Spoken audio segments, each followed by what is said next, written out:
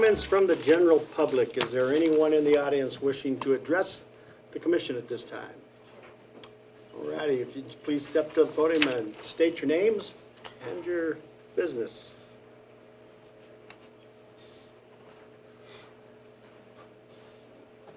My name is Diane Yob. Erica Cisneros. Andrew Yob. Oh, shoot, sorry. Sure, We are here tonight to talk about the murder of Mandy Lynn Van Landingham. It has been almost a year, and yet nothing has been done. No one has been arrested, and we want answers. We are tired of getting the runaround from everyone that we speak to. We are now getting a lawyer, and we are going to the news, and then maybe we can get justice. On July 19th at 5 p.m., we will have a peaceful walk through town, and then on July 20th, we will hold a candlelight vigil at 8:30 p.m. at Romero Park. We will not stop until there is justice for Mandy. my daughter needs justice.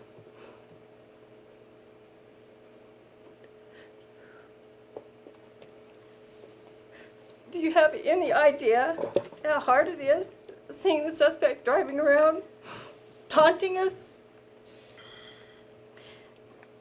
Has RPD really looked at the other people? Have they really questioned everyone we have told them about?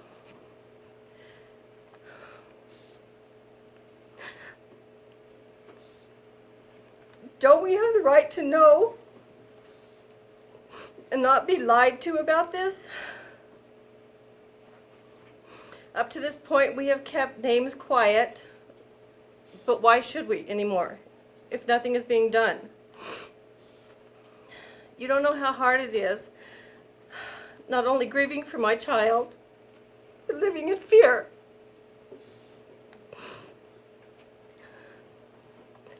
My whole family feels this way. We don't feel safe in our homes or anywhere. I pray none of you ever have to go through this. But if you do, I hope you have the authorities that care about the actual justice system. Thank you. Thank you. I think I speak for all of us up here in saying that we are, we extend our condolences and you are going through what no parent should have to go through, and we feel your pain and do wish you well. And I know that it is not that this has gone without thought. I think we all want to extend our condolences to you and our sympathy. Thank you. If anything, the bottom line is that we, as citizens, deserve the respect of the police department for returned phone calls and not be put on the back burner like we're nothing or like Mandy was nothing, because she is something, and she's got a 15-year-old daughter. Right. That is completely destroyed, on top of her mother and everyone else. And that's our main problem is, and some of you all know, we are getting the runaround and cannot get. We can walk in here and be told, or we can walk up to them with information when we are talking to them. No, no, no. No, no, no. Same names keep getting brought up.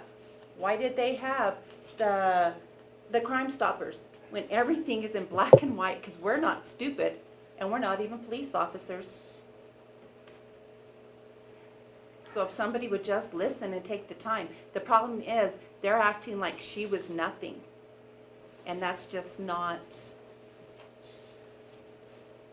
And that's all we want, is some respect for somebody to listen to us. That's all. Plain and simple. And she had a restraining order, Yeah, but and it was just, everything was totally dismissed. This person broke the restraining order time and time again, and nothing was ever done. And we blame the city for that too. Well, hopefully there will be resolution as soon as possible. And one of the things Diane did say, did we need permission for this candlelight vision on the year of July the 20th on her anniversary? Do we need permission to do that in front of her home where she was killed? We, I'm glad you notified us of that, and we'll, That was something else we wanted to ask you. yeah, and you know, we'll help you in any way that we can with that. It's just, it's good if we know if there's a gathering of people, and then, you know, we can be prepared for that. But, you know, thanks for the notification. We'll help you in any way that we can with You that. said that was July 19th? July 19th, is they're wanting July to do 19th is the walk through town? through town. Because at we 5 did the p.m. whole domestic violence walk after she was killed. But we would like to do a candlelight vigil at Romero Park because that's where she lived, across the street where she was murdered, you know, on the anniversary of her death. It'll be the 20th. Yeah, and that'll be the 20th, I apologize. Absolutely. Okay, thank you. Do you have a time for that? The walk will be at 5 p.m. on the 19th, and then on the 20th, it'll be at 8:30 at Romero Park. Thank you.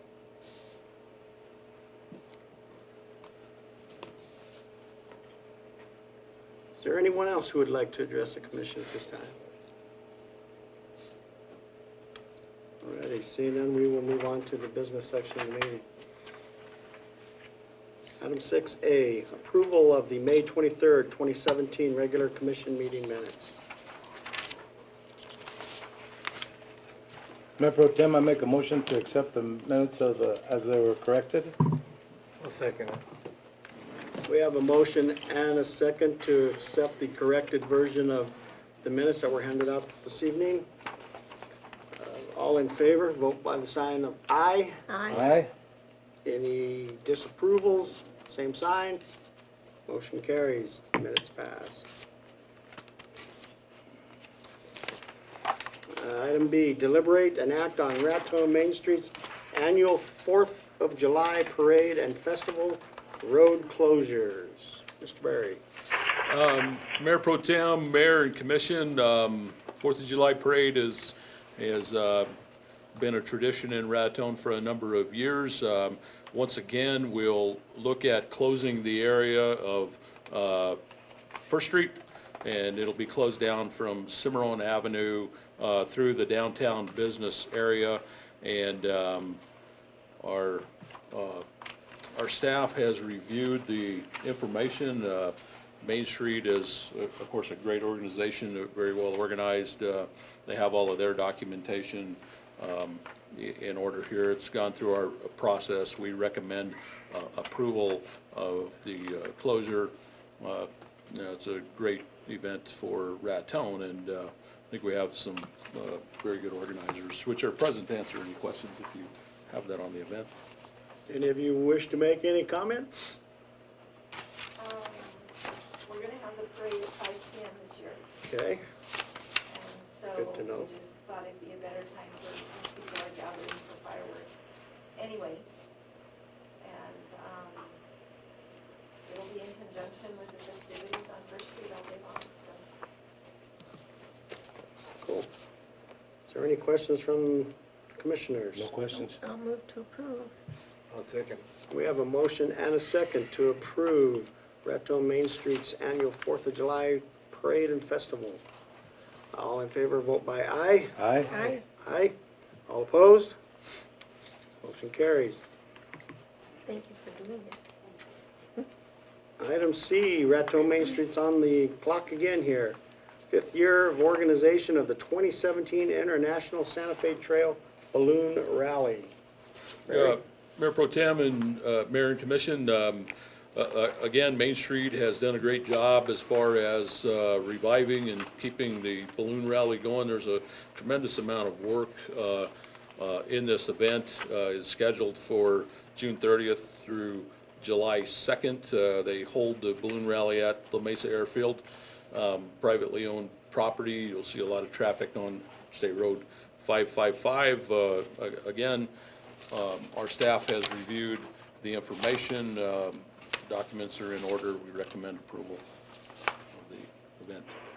Make Yeah. a motion to approve Raton Main Street 5th year of organization of 2017 International Santa Fe Trail Balloon Rally. Second? We have a motion and a second to approve Raton Main Street's 5th year balloon 2017 International Santa Fe Trail Balloon Rally. Is there any other discussion?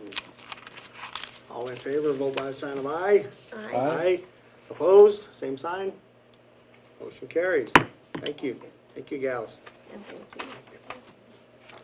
Item D, deliberate and act on lodger's tax recommendations. Again, Main Street, busy people. Gate City Music Festival. Mr. Barry. Well, I think Mayor Pro Tem and Commission, we would probably ask Main Street to approach and kind of go over what's planned for the event. The Lodgers Tax Advisory Board has met and does have a recommendation in the packet for you as far as using lodgers tax funds to fund a portion of the event. But I think the group is on hand to give us any information, and I would ask them to come forward and tell us what's planned. Thank you, Diana. All right, well, Gate City Music Festival is planned for the 3rd year for Labor Day weekend. Our headliner this year will be Susie Bogus, and we've already signed a contract and sent in the initial deposit for her. And it'll be another weekend, September 2nd and 3rd, with music, entertainment, vendors, ending with her concert on Sunday night at the Schuler Theater. So, very similar. We're trying to grow it, and Sure.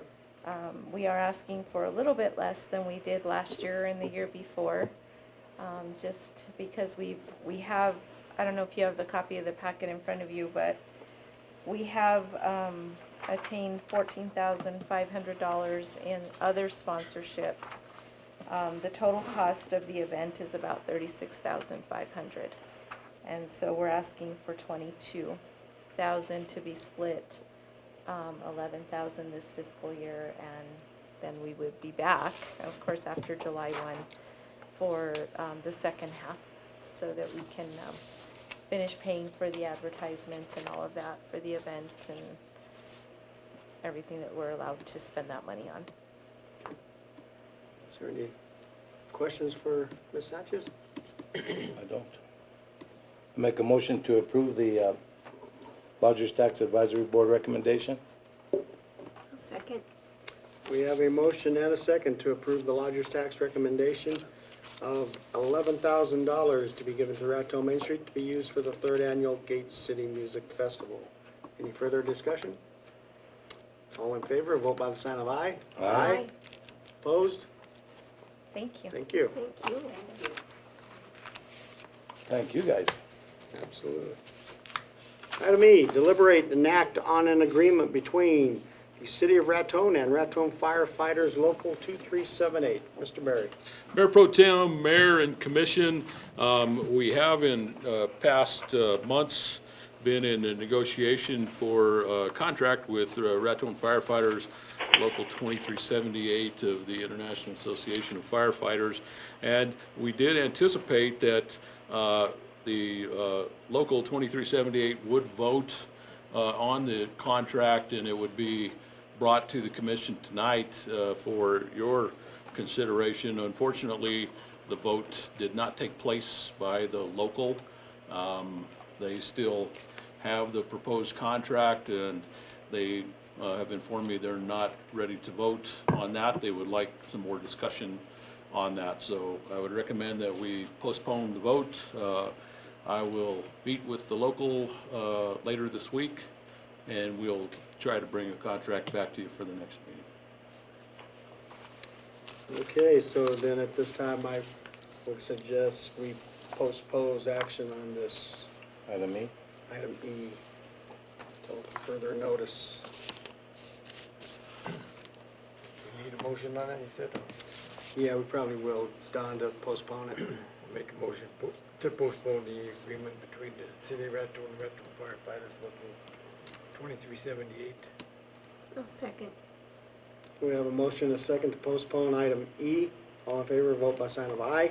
Aye. All Aye. opposed? Is she still there? Item F, deliberate and act on award of RFP 2017-05-11 for Direct Youth Services, JJACC. Michael Ann.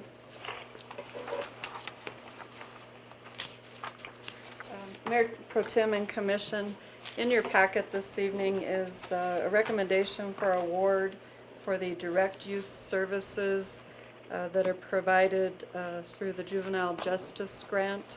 The city does employ a part-time juvenile justice coordinator, and then we also have a community advisory board who oversees these programs.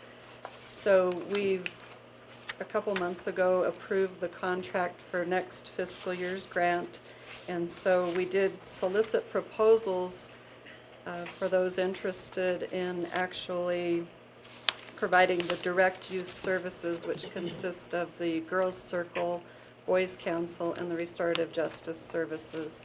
So we've always subcontracted out those direct youth services. This year, the services were provided by Valle del Sol. They were the only proposer last year.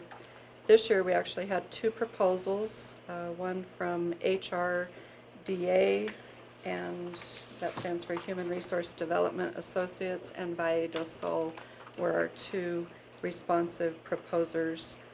The Community Advisory Board, who oversees the programs, was the committee that reviewed and scored these proposals. And as you'll see in the memo that I've provided, the scoring actually turned out recommending HRDA, who would be a new subcontractor for the next fiscal year. So I've reviewed the proposals and the process that was followed.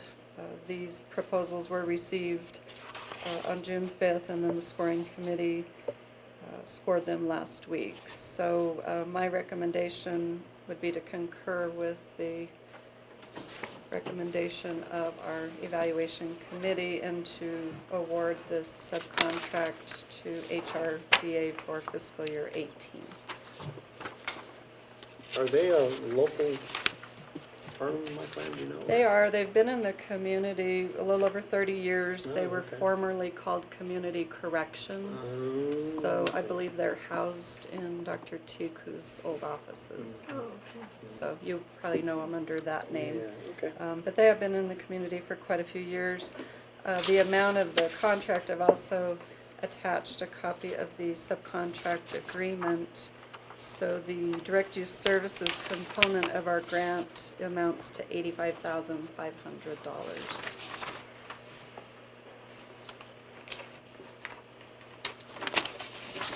And then the next requirement would be, depending on the approval this evening, we then would send this off to CYFD with pertinent information about this organization for their approval of our subcontract. And then once we get their concurrence and approval, we anticipate everything going into effect July 1.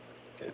So we have about 2 weeks to turn around all of those necessary approvals with CYFD. I'll move to approve and award the RFP number 2017-05-11 for Direct Youth Services, JJACC. Second. We have a motion and a second to approve RFP number 2017-05-11, Direct Youth Services, JJACC. Is there any other discussion? All in favor, vote by the sign of aye. Aye. All opposed? Passes. Item G, deliberate and act on dispatch agreement between the City of Raton and the Town of Springer. Mr. Barry.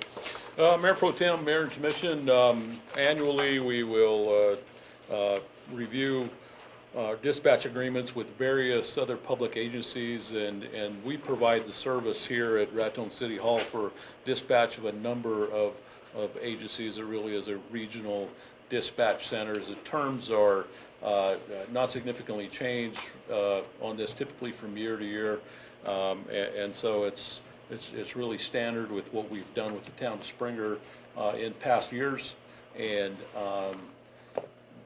as they come up, we will be bringing you additional such contracts with other agencies. And I think in the past, we've looked at call volumes. It really kind of determines the dollars that you see in there. But the dispatch center is staffed by city employees under the police department. And we recommend approval of the agreement as you see. Any other discussion? Do these funds end up with the city holds them, or do they turn over to the police department? Well, the funds go towards offsetting. The biggest cost in the dispatch facility to us is the cost of personnel. So any revenues there, and it's not a money maker for us. It just covers part of our cost, and it really goes to personnel. Now with equipment, we really get a lot of support from the state as far as our emergency services and dispatch. And so Carol Baca, who is our head of the dispatch department, has been very successful in bringing in funds for equipment and for upgrading the facilities. And we would look at additional upgrades over the years. So the funds that we see under these really just offset those personnel costs. Okay, thank you. Any other discussion? I'll make a motion to approve the dispatch agreement between the City of Raton and the town of Springer. I'll second. We have a motion and a second to accept the dispatch agreement between City of Raton and the town of Springer. Any other discussion? All in favor, vote by the sign of aye. Aye. Aye, opposed? Motion carries. Item H, deliberate and act on budget adjustment number 2, fiscal year 17, Raton Public Service. Mr. Berry? Mayor and Commission, we have the budget adjustment request and some details in that. I did not attend the meeting where the RPS board had considered this. Obviously, it's an end of fiscal year adjustment. I'm not sure of the facts that go behind this, other than there is, the Jen Bacher project, all of the capital funds that really have been accrued towards that project now are being expended. And I know Commissioner Giacomo and the mayor have attended this and may be able to provide a little more information. Seems like there was a similar budget adjustment request at the end of the fiscal year of last year, and I think it's just a similar measure.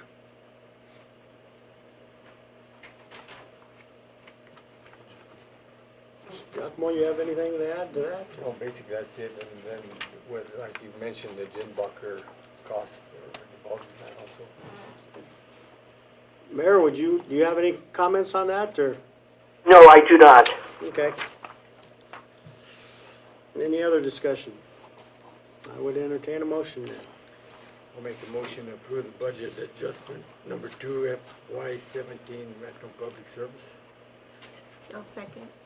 We have a motion and a second to accept the budget adjustment number 2, fiscal year 17 for Raton Public Service. All in favor, vote by sign of aye. Aye. Opposed? Thank you. Item I, deliberate and act on resolution 2017-29, employee medical insurance policy. Michael Ann. Mayor Pro Tem and Commission, in your packet this evening is a resolution that actually supersedes Resolution 2013-36, which was done at the time the city dropped from the state insurance and went with Century Financial in 2013. As you know, I think at the last meeting, the commission did approve the city to go back to the state of New Mexico insurance plan. So we've updated this resolution, just stipulating what the terms are of the coverage that we offer to the city of Raton employees. I did revise this earlier today. I got information from the state on elected officials being eligible for the coverage. And so I've added some language in there that just states that elected officials would be eligible for coverage during their term of office and will be responsible for paying 100% of the premiums for the coverage selected. So I do have enrollment forms and some premium information if anybody is interested. They do recommend for employees and elected officials, if you opt out of the coverage, I would just need you to sign the form that you're waiving the coverage. So see me after the meeting if you're interested. We just did we had 2 open enrollment sessions last week, so we've got all of the employees to fill out new paperwork, and everything should go into effect July 1. And so other than that, like I said, the resolution just stipulates what the city pays and the employees' portion and what we're offering as far as medical, dental, vision.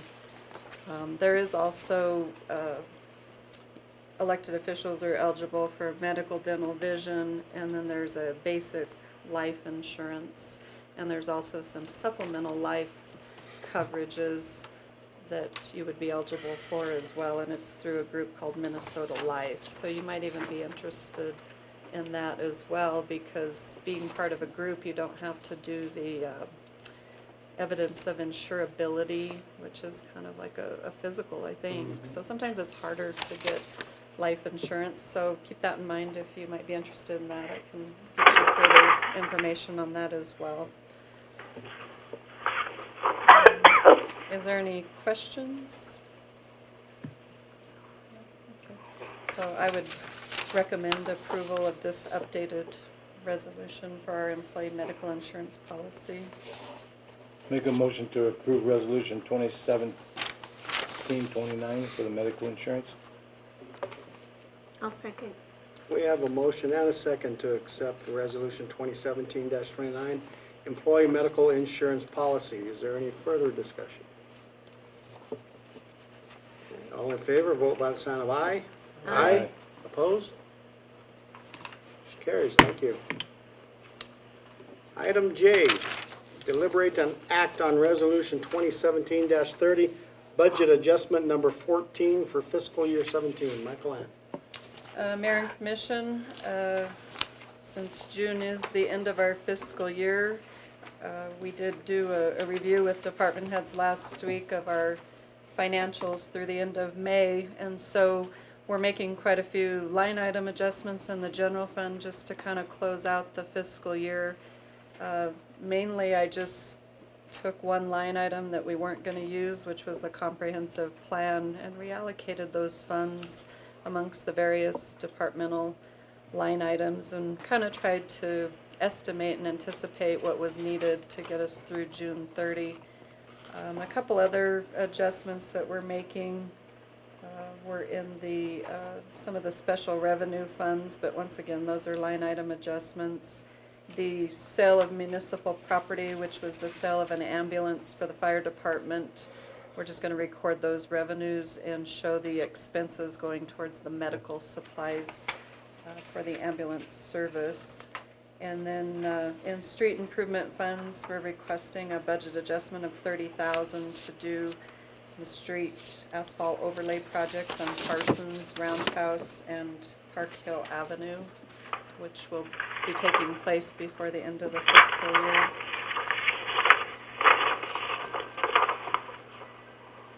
And other than that, I just, like I said, on the Welcome Center debt service, we did get some excess interim interest that was applied to our account after the loan was paid off. So that's been rebated back to us. And so I'll just be recording that to transfer it back into the lodger's tax non-promo fund, which is where we made those loan payments. But once I do that, that loan's completely closed out with NMFA. And then an adjustment to the solid waste loan, just so that I can adjust that line item to reflect the actual payments for fiscal year 17. Is there any questions on any adjustments that I've presented? Any questions for Michael Ann? Here, Okay. Good here. I'll make the motion to approve resolution 2017-30, budget adjustment number 14, FY 17. I'll second. We have a motion and a second to accept Resolution 2017-30, budget adjustment number 14, fiscal year 17. Trish, I guess we should probably do a roll call vote on this one. Commissioner Schuster? Yes. Commissioner Giacomo? Yes. Commissioner Chavez? Yes? Mayor Pro Tem Sagata? Yes, Mayor Mance? Yes. motion passes.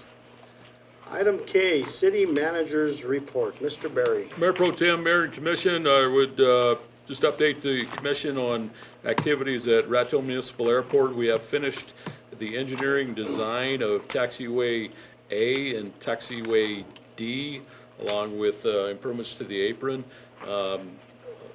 And we are scheduling bids for construction. We're talking to Molson Corbin, our engineering firm, and State Aviation about proceeding along, and it's the intent to do some construction out there during the warm months of 2017.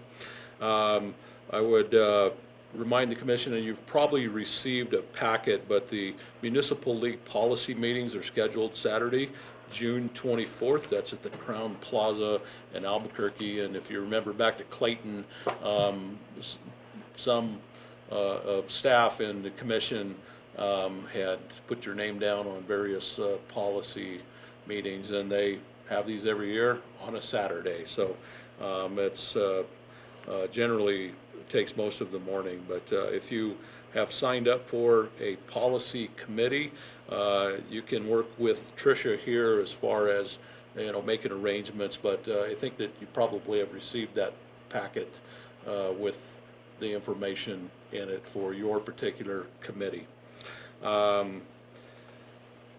I've scheduled a telephone conference with Amtrak for Friday.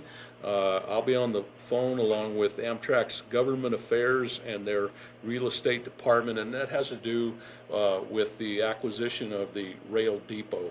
And so that's something that we've talked about with Amtrak for several months now. The agreement that we have with BNSF will require Amtrak concurrence. They're looking for a little bit more information or have some questions on that. So we'll try to cover all of that on Friday and proceed along in getting their concurrence. I would tell you that the contractor, the construction contractor for the multimodal facility will be back on site in the next couple of weeks for some plant replacement. They had planted some species that we did not expect would survive the Raton winters, and sure enough they haven't. So we're working on approval of plant species. They'll be back up here and they'll replace everything that did not make it through the winter, so that should be going on. Just to follow up with our strategic planning with Quality New Mexico, they'll be back Friday morning. We'll meet with individual departments about conclusion of the strategic plan that you all had participated in sometime back. Also with Quality New Mexico, I'll participate along with Sean Lurch of MCMC. Quality New Mexico has a radio program that airs on KKOB Sundays at 7 p.m. and we will talk to them about 4 segments of their radio program, and the program is specific to building New Mexico communities of excellence, which we've talked about with Quality New Mexico. So we'll be working on that this week. The city of Raton has worked with Raton Main Street and the Master Gardeners. They've planted flowers along the medians on 2nd Street. They've also planted in the planters on 1st Street.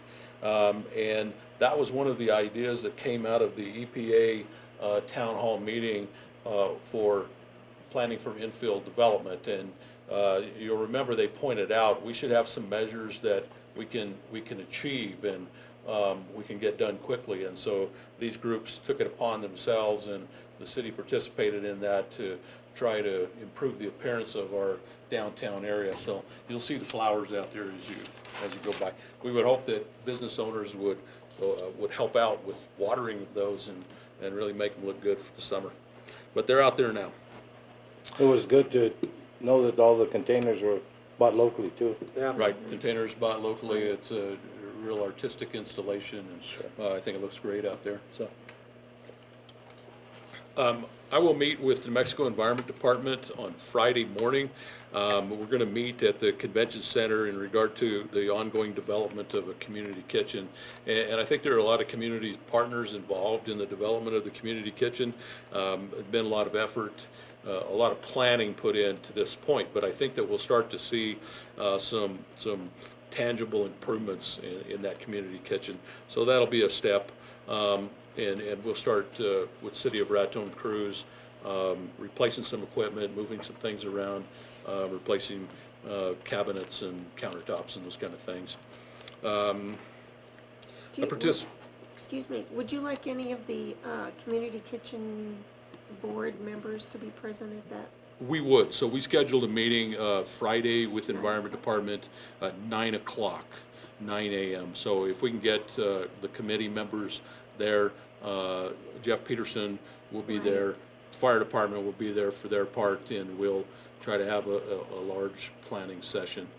And so I would report to the commission additionally that Jeff Peterson really put in a lot of work to hunt for funds for the community kitchen through a USDA program. And I did get a call from that personnel of that program today that it looks like we are going to be funded. So I'll get better information and report back to the commission at the next meeting, but it looks like that there will be some funding forthcoming to improve the kitchen, and that's great news. It's really difficult to get that. Jeff put a lot of effort into that application, and it looks like that's going to pay off. So I'll bring that information to the commission. I did participate along with Commissioner Chavez in a panel discussion that was sponsored by Solutions Journalism, and it was in regard to rural economies, and they have a 5-year project. This was held at Santa Fe Community College. We were invited by Stacy Matlock. She's the editor of the Taos News, and you'll recall that last November, Stacy had spent several days in Raton and had published an article in the Santa Fe New Mexican, really detailed Raton's efforts at economic revitalization. This group is particularly interested in small mining communities that have lost their economic base related to mining, and what efforts they're taking to change their economy to something besides mining. So we had a large group of journalists there, a lot of ideas from their side, and myself, Commissioner Chavez, and a Raton business owner that was part of the article too, were on a panel, and we got a lot of questions about things that are going on in Raton. There were 37 reporters from different areas around the state. That's great. Give us some good coverage. And What was the name of the journal that held it? it's Solutions Journalism. That's a project that's ongoing. We're a part of that project, and the editor of Taos News is a key component of that, Stacy Matlock. She'll be in town here in June and July as follow-up. So we'll have an ongoing relationship and a part in this project over 5 years. Have you kept Commissioner Chavez in check? No, we turned him loose on this group. Turned him loose. Okay. So there'll be a good joke section? Hopefully. As far as construction projects, tomorrow, as Michael Ann had reported, we're going to do some resurfacing of several streets. We've got one block of Parsons Avenue that's had a lot of utility cuts on it. We'll be resurfacing that. That's between 2nd Street and 3rd Street, just on the north side of City Hall here. So we'll close that for most of the day. We'll do some resurfacing on Roundhouse Road. And we would like to begin some work on some of the streets, Park Hill Street specifically, that were included in Special Assessment District 18 in the 1980s. That was a poorly executed street paving project, and generally we've had to go back and rebuild those roads ideally, but put some effort into keeping those roads functional. So we'll try to do some work there. We are also planning then next week to do improvements on a short length of Price Street. Price Street is an area in the Clayton Road Business District that we get a lot of visitors to town. We've had a particular drainage problem in this section, so we're going to go in and try to correct that within the next week. We are making arrangements to begin our chip seal street improvements. That will take place after the beginning of the fiscal year, but we're doing prep work on the streets, getting materials in line, and then that will take place in July and August, and we are looking at chip seal resurfacing of portions of Moore Avenue, Pecos Avenue, South 4th Street, Dwyer, Buena Vista, and Sugar Reed. And I would tell the commission that's only a portion of those streets. We're not able to do everything that we would want to, but we do anticipate continuing the program of that type of street improvement. We did complete the parking area construction for the Troy Street fire station. That's been recently completed.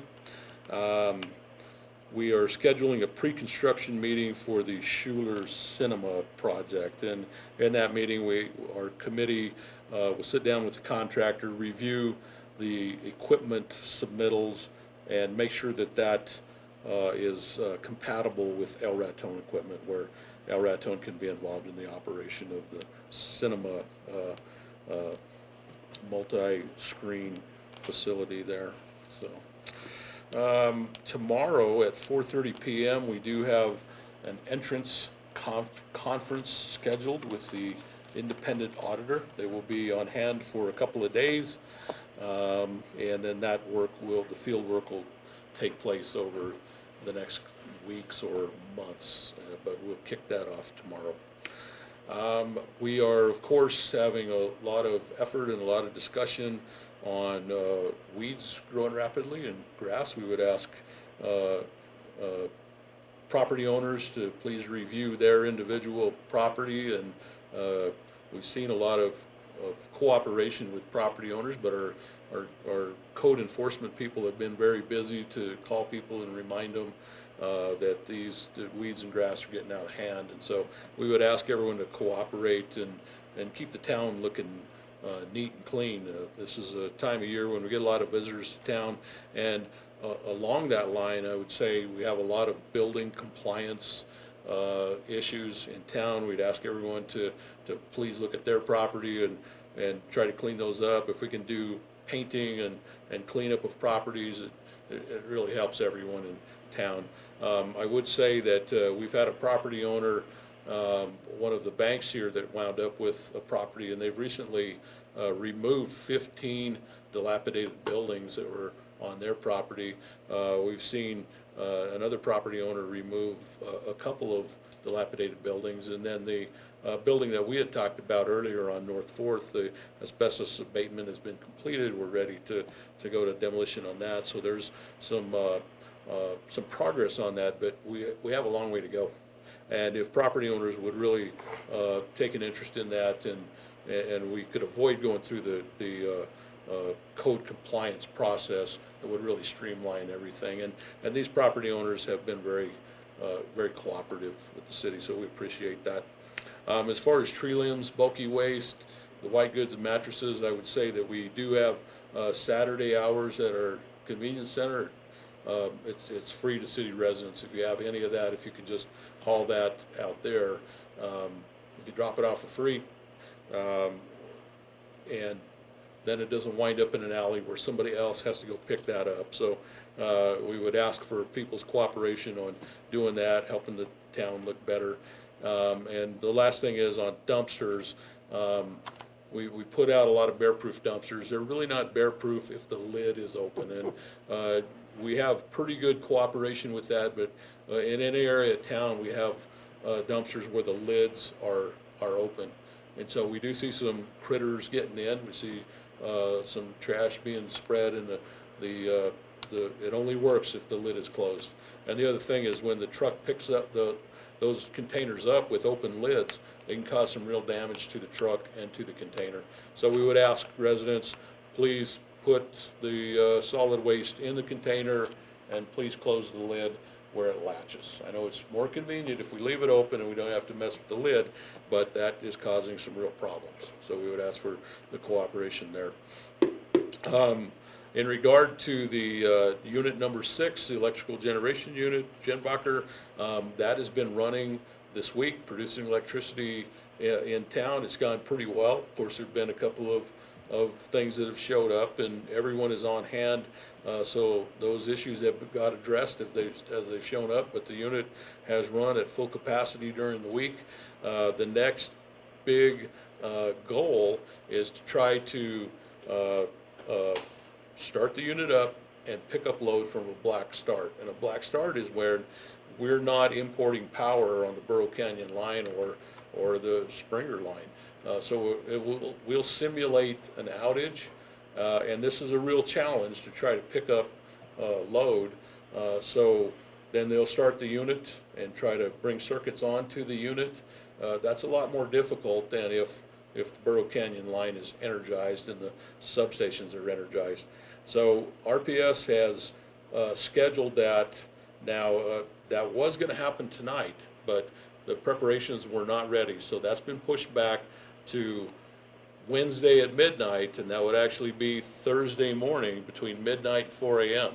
So Wednesday, Thursday from midnight to 4 a.m., that black start test is scheduled to come off. And then if that worked the first time, that would be it. But probably we're going to need additional testing. So there is a black start test also scheduled on Thursday at midnight to 4 a.m. Friday morning, and then Friday midnight to Saturday 4 a.m. And the hopes are that we'll get through the black start testing, and we'll have a unit that we can start up quickly if we have problems with Colorado Supply or the Burro Canyon line. So that's an inconvenience for people around town. It's inconvenient for the businesses, but unless we simulate this black start, we're not going to really know what we have. And that is the most important reason for building this, and the most important test we can do. Will they notify the community if the additional tests are needed, or how's that going to be handled? Well, they have a Facebook page where they're getting notice out. They are notifying the local media, the radio stations. We're trying to get it out there. Entities like the hospital, for example, they're texting or emailing the personnel there so that they can make arrangements prior to, and we'll see how that goes. But they're making their best effort to get it out there.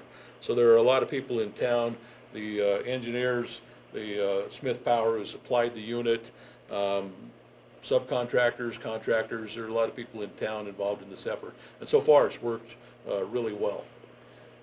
And they've learned some things about the unit, but this will be an important test that's coming up, and some inconvenience for people. No blackout tonight. No blackout tonight. They're not prepared for that. So then, yes, Wednesday midnight that will come off. That's all I have, Mayor Pro Tem. Thank you, Mr. Berry. Is there any other comments from our commissioners? Commissioner Schuster? No. Commissioner Giacomo? None here. Commissioner Chavez? Well, unfortunately, I may want to make one comment, so I won't try not to keep it very long. A little over a week ago, the Board of Directors for New Mexico Municipal League met, and one item was brought up, and I tell you, I just can't stop thinking about it. It involves the New Mexico Tax and Revenue Department, and they can withhold a community's gross receipt taxes without notifying the community. They can pull some back. And currently, there is some litigation going on that the league has started with 5 other communities. It started out, Farmington noticed that $77,000 was withheld 1 month. So they started to look into it. And they've been getting kind of stonewalled and everything by the Revenue Department, but it comes out to be now, it's been about $2.7 million has actually been withheld from the city of Farmington. So obviously, that's a pretty good chunk of change. What they thought was going to be about 3 to 5 million in total with these 5 communities is now probably going to be over $10 million. But the interesting thing that really has got me is the Tax and Revenue Department, they have a formula that they don't have to notify the community until you reach this threshold. As an example, they gave the city of Albuquerque. They wouldn't have to be notified until Tax and Revenue had withheld $71 million. Just blows my mind. How can they do that? But it's just something I think we as a small community should be aware of.